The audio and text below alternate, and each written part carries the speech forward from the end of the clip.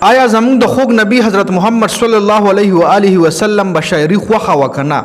اسلام کې شاعري څنګه ده؟ ډېر اهم معلومات در سره په دې ویډیو کې شریکوم ځکه نن سبا په سوشل میډیا باندې د شاعرانو حوالې سره یو ډېر اهم ټاپک ډسکس کیږي ځکه طارق پټان زمونږ یو ورور دی چې یو ډېر قابل ورور مو دی، هغه په سوشل میډیا باندې په فیسبوک باندې د شاعرانو حوالې سره یو ویډیو شیر کړی وه چې څومره هم شاعران دی په خپل رد عمل شو کړی دی طارق پټان حوالې سره. نو په دې ویډیو کې در سره زه د چیټ جی پی ټي په سهاره باندې څه معلومات شریکوم چې آیا په اسلام کې کومه شاعري جایز ده کومه ناجایزه ده، شاعر به زمونږ د خوږ نبی خوښ وکنه، شاعري به زمونږ د خوږ نبی خوښه وکنه او کومه شاعري به نه وه خوښه. نو چیټ جی پی ټي نه باقاعده تپوس کوو، هغه نه به د قرآن د حوالې هم تپوس کوو او باقاعده اکوریټ معلومات په تاسو سره زه په دې ویډیو کې شریکوم. نو چیټ جی پی ټي الریډي ما په دې موبایل کې کولو کړی دی. چیټ جی پی ټي نه زه پوښتنه کوم چې آیا شاعري په اسلام کې څنګه ده. پهله چیټ جی پی ټي سره لیک سلیک کوو. جی السلام علیکم چیٹ جی پی ٹی. آپ کا شکریہ. آپ وقت کے خوش ہیں اور کسی اور مدد کی ضرورت ہو تو ضرور بتائیے. دا خو د سره د ما زوړ چیټ شوی دا به زه لرې کړم او نوی چیټ به راکولو کوم ځکه د خو اوس ماله تھینک یو وي. نو د نوي چیټ حوالې سره زموږ چې کوم نوی ټاپک دی د شاعرانو حوالې سره نو هغې حوالې سره ته پوښتنه کوو. جی نو چیټ جی پی ټي ما کولو کو. جی السلام علیکم چیټ جی پی ټي. وورئ جی ښه دا لږ ټایم اخلي. خیر دی. السلام علیکم چیٹ جی پی ٹی. وعلیکم السلام. How can I help you today? Thank you so much. Can we speak in Urdu? Can we talk in Urdu please? بالکل آپ اردو میں بات کر سکتے ہیں. آپ مجھ سے کیا بات کرنا چاہتے ہیں؟ دا په پښتو کې خبره کوي خو پښتو کې د هغه ژبه داسې وي چې بیا په زم نه پوهېږم تاسو هم پرې نه پوهېږئ نو ځکه میں اردو ٹاپک ڈسکس کو. آج آپ لوگ آج چیٹ جی پی ٹی سے میں ایک سوال کرنا چاہتا ہوں شاعری کے بارے میں کہ اسلام میں شاعری کس طرح ہے، اسلام میں کون سی شاعری جائز ہے اور کون سی شاعری ناجائز ہے. اسلام میں شاعری کے حوالے سے مختلف رائے ہیں. عام طور پر اگر شاعری کی زبان اور مضمون شریعت کے اصولوں کے مطابق ہو اور اس میں کسی طرح کی حرام چیز کا تعارف نہ ہو تو ایسے شاعری کو جائز سمجھا جا سکتا ہے. لیکن اگر شاعری میں ایسی باتیں ہوں گی جو اسلام کی عقائد یا اخلاق کے خلاف ہوں تو ایسے شاعری کو پسند نہیں کیا جاتا.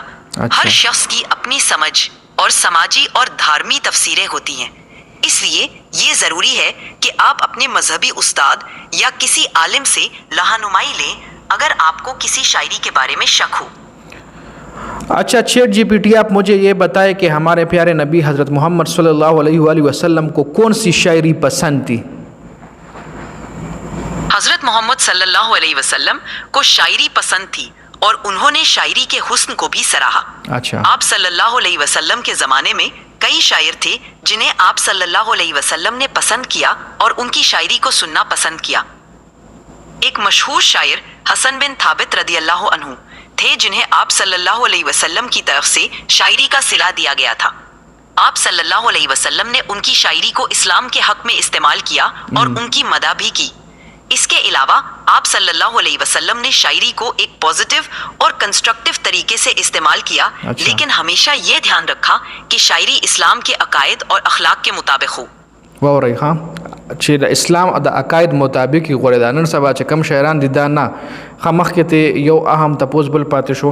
ہمارے پیارے نبی حضرت محمد صلی اللہ علیہ وآلہ وسلم کو کون سی شاعری ناپسند تھی؟ اسلام میں آئس کانٹینٹ کو پسند نہیں کیا جاتا جو اسلام کے عقائد، اخلاق یا قانون کے خلاف ہو. آپ صلی اللہ علیہ وسلم نے بھی ایسے شاعری کو نفرت کی ہے جو جھوٹ، بد زبانی اور اسلام کے اصولوں کے خلاف ہو. آپ صلی اللہ علیہ وسلم نے ہمیشہ سچائی، انصاف اور عزت کو فراہم کرنے والے الفاظ کو پسند کیا. اس لیے ایسے الفاظ اور شاعری جو نفرت، بد زبانی یا گمراہی کو بڑھاوا دیتے ہوں وہ نفرت کیے گئے. نن سبا تاسو ماله وایي چې دا کم شاعران دي نو دای څنګه شاعري کوي، دا چې کومه شاعري کوي نو آیا دا شاعري جایز ده؟ ښکاره خبره ده چې ناجایزه شاعري کوي. ځکه دلته ښه صفا وایي چې د اسلام د عقاید او ضوابط مطابق کومه شاعري وه زموږ خوږ نبي خوښه کړې ده او اسلام کې دغه شاعري جایز هم ده. ډیټیل سره پرې خبره کوو خو پهله چیټ جی پی ټي سره خپل ډسکشن ختمو. دا کومې خبرې چې در سره چیټ جی پی ټي وکړي په دې باندې زه په پښتو کې لږه ډېر روشنۍ اچوم خو هغې نه مخکې چیټ جی پی ټي سره خپل ډسکشن ختمو यो तपोस ते बोल कोमा क्या आप मुझे कुरान करीम का कोई ऐसा आयत सुना सकते हैं जिसमें शायरी के बारे में हज़रत मोहम्मद सल्लल्लाहु अलैहि वसल्लम ने या अल्लाह ताला ने कुछ फरमाया हो? कुरान करीम के में शायरी के बारे में खास तौर पर कोई आयत नहीं है, लेकिन कुरान में ऐसे अल्फाज और तलकीनात हैं जो सच्चाई, इंसाफ और अखलाक के उसूलों को बढ़ावा देते हैं। आप सल्लल्लाहु अलैहि वसल्लम की जिंदगी में भी शायरी का एक मकाम था, लेकिन ये हमेशा इस्लाम के अकायद और अखलाक के दायरे में रहा।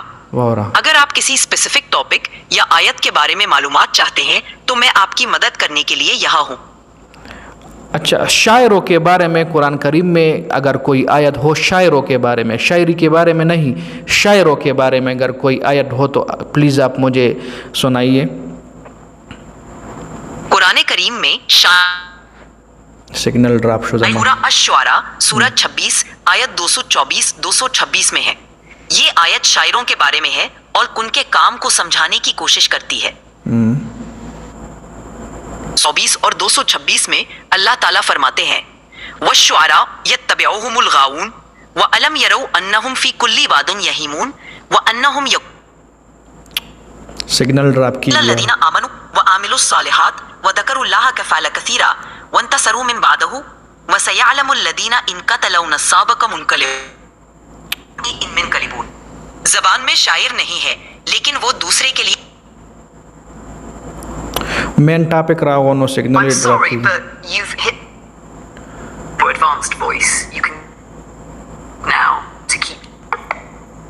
हाँ, چې کله صحیح مین ټاپک راوون ولته هغه وایس چې کوم دی لږ ډسټرب شو ځکه چې سیګنل دلته ما سره ډراپ کیږي دلته خلل پتر پاکستان نه خیر خو چې کوم اهم معلومات او کوم پوینټ اسلامیک پوینټ اف ویو سره تاسو لاندې پته ولګیدا چې په اسلام کې کوم شاعري جایز ده او کوم ناجایز ده. ګوره د مون خوګ نبی به دا شاعرانو شاعري اوریدل چې هغه ټیم کې دیږي کې یو حواله هم ورکړل شو چې هغه شاعران چې کوم غي بداسه شاعري کوله چې هغه سره به صحابه کرامو ایمان مضبوطی دو هغه به اسلامي شاعري و او چې کله به داسره جنگ موکوانو داسې شعرونه باغ شاعرانو وي چې په صحابه کرامو کې به یو جذبه راتله یو جنون به پاغی کې راتلو د هغه شاعر دغه شاعري په وجه باندې دغه ایمان به مضبوطی دو او یو جنون به پکې راتلو هغه کې به جذبه راتله د اسلام طرف ته دراتلو.